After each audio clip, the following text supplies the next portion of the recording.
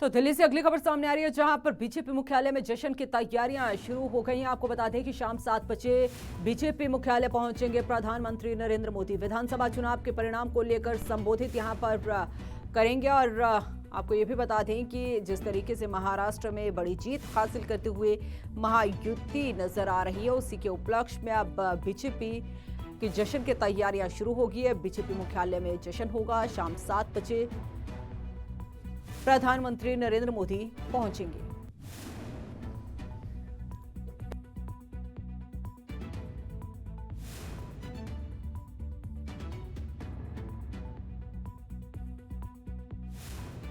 ज्यादा जानकारी के साथ हमारे सहयोगी विनय सिंह जुड़े हुए हैं। विनय, जानकारी चाहेंगे, जिस तरीके से इंतजार आज की तारीख का था और महाराष्ट्र के अगर जिक्र करें तो एक तरफा मुकाबला माना जा रहा है और रुझान जो सामने आए हैं तो एक तरफा जीत भी हासिल करती हुई यहां पर महायुति नजर आ रही है।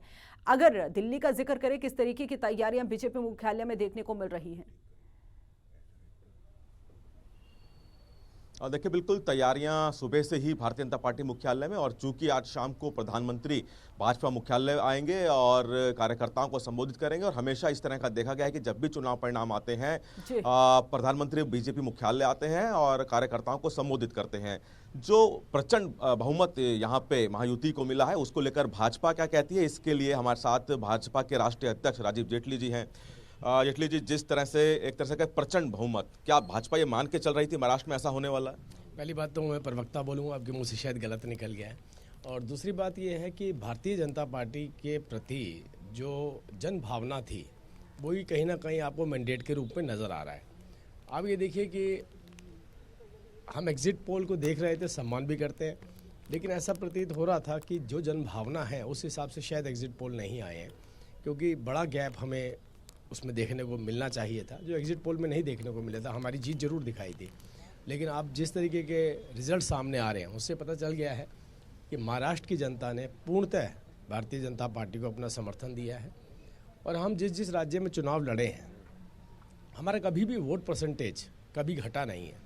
आप 2019 में चाहे महाराष्ट्र को ले लीजिए, 2019 में चाहे झारखंड को ले लीजिए, आप ये देखिए कि हमारा लगभग 33% वोट शेयर था। हमारी सरकार नहीं बन पाई थी झारखंड में, और इसी तरीके से हमेशा हमारा वोट बैंक शेयर बढ़ा है।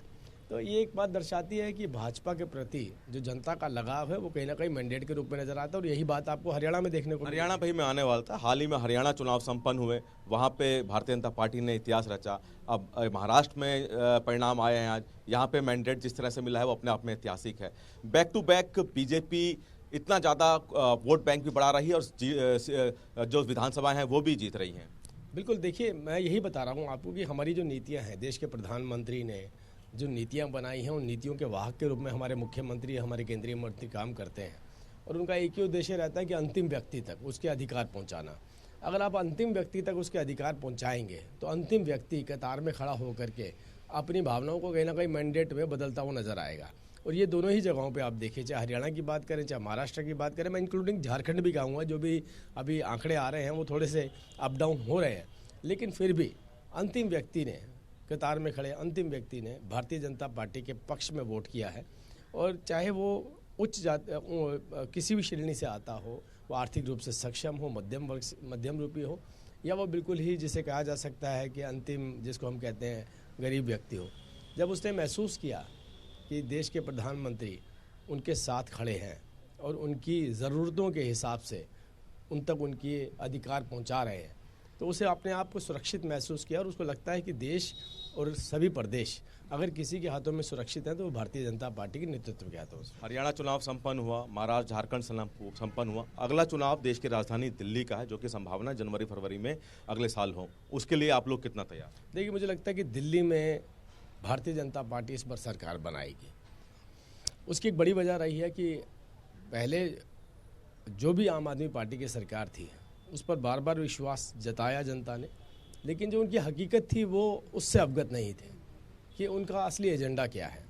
वो चाहे आप दिल्ली की बात करें चाहे पंजाब की बात करें, पंजाब के भी हालात देखिए किस तरीके से ख़राब हैं आज की डेट में। दिल्ली में भी लगभग कोई इनका ऐसा नेता नहीं है जो भ्रष्टाचार में लिप्त नहीं हुआ और पकड़ा नहीं गया। इनफैक्ट न्यायालयों द्वारा भी उनकी याचिकाएं खारिज की गई हैं बेल की। तो ये अपने आप में सबूत है कि दिल्ली की जनता को भी एहसास हो चुका है कि अगर कोई स्वच्छ सरकार चाहिए, जो सरकार दिल्ली को फिर से वही दिल्ली दे सकती है जिसे बेहतर दिल्ली कहा जा सकता था, तो वो केवल भारतीय जनता पार्टी दे सकती है। इसीलिए इस बार भारतीय जनता पार्टी दिल्ली में भी परचम लहराने जा रही है। बहुत बहुत शुक्रिया। तो भारतीय जनता पार्टी के राष्ट्रीय प्रवक्ता राजीव जेटली जी, जो कि बता रहे थे किस तरह से भाजपा ने हरियाणा में चुनाव जीता, महाराष्ट्र में चुनाव जीता, आगामी दिल्ली विधानसभा चुनाव की बात कर रहे हैं। तो भाजपा के नेताओं में कहीं ना कहीं जो कॉन्फिडेंस है वो लगातार बढ़ता दिख रहा है। और अब चूंकि भाजपा मुख्यालय में फिलहाल हम मौजूद हैं, तो यहाँ पे शाम को जब प्रधानमंत्री पहुंचेंगे तो एक अलग तरह का रंग यहाँ पे देखने को मिलेगा। अब से थोड़ी देर बाद कार्यकर्ता जो है भाजपा सवाल के एक और है, पहुंचना शुरू हो क्योंकि जिस जाएंगे तरीके और जो से जश्न का माहौल है वो भी देखने रुझान को सामने मिलेगा। आ रहे हैं, उसमें कहीं ना कहीं महायुति को यहाँ पर बढ़त मिलती हुई नजर आ रही है। जीत की और महायुति जो है बिल्कुल साफ नजर आ रही है। तैयारियां जलेबी को या फिर जलेबी की हैं या फिर लड्डू की हैं, क्योंकि हरियाणा के चुनावों में हमने देखा किस तरीके से जलेबी मशहूर हुई, तो यहाँ पर किस चीज की तैयारियां हैं? देखिए, बिल्कुल हरियाणा विधानसभा में जिस तरह से जलेबी जो मामला है, जलेबी का जो नाम है काफ़ी सामने आया। भारतीय जनता पार्टी ने भी जलेबी का कई अपने चुनावों में और कई अपने प्रचारों में जिक्र किया, और उसके बाद हरियाणा में भाजपा ने जीत भी दर्ज की। और उसके बाद भी जलेबी को लेकर ये कई भाजपा के नेताओं की तरफ से कहा गया कि वो खुद जलेबी राहुल गांधी के आवास पर पहुंचाएंगे। और इस बार जो तैयारी भाजपा मुख्यालय में है उसमें भी आपको जलेबी जरूर दिखेगी, क्योंकि जलेबी भी यहाँ पे बनाई जा रही है सुबह से। और जब जश्न होगा तो यहाँ पे लड्डू की जगह जलेबी आपको ज़्यादा दिखाई देगी।